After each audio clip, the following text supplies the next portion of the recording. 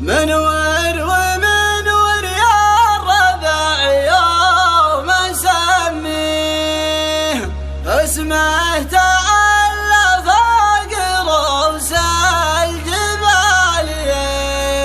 اسمه تعالى فوق رؤوس الجبال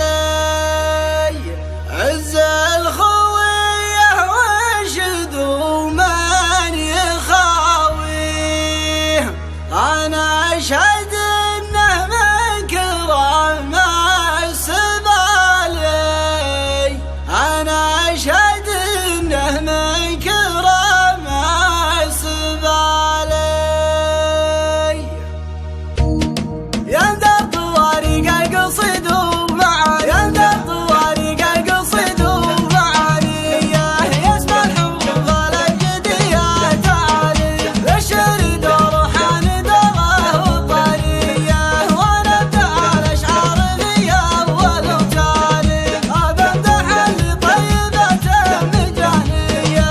معرب المنساب بعام وخالي معرب المنساب بعام وخالي منور ومنور يا الربع يوم أسميه اسمه تعالى فوق رؤوس الجبال عز الخويه وانشد ومن يخاويه أنا أشهد إنه من كرم السبالي بسلافي ما خيب الله مساعيه عنده على كسب الجمايل مجالي عنده على كسب الجمايل مجالي وابوه قبله وافيات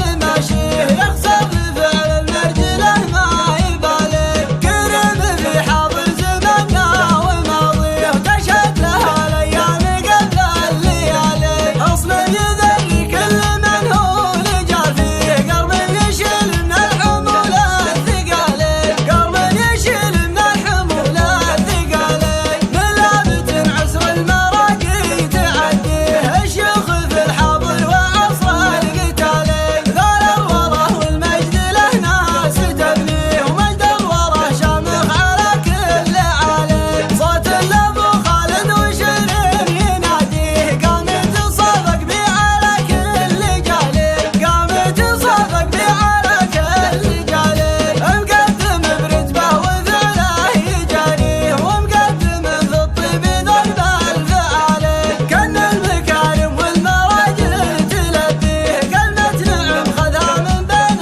الرجال أبمدح اللي طيب فعله يكفيه شر ابو خالد من يعشق الجزالي جاك القصيد اللي مرتب معانيه ويستاهله من ولوله قدر غالي يستاهله من ولوله قدر غالي يستاهله من ولوله قدر غالي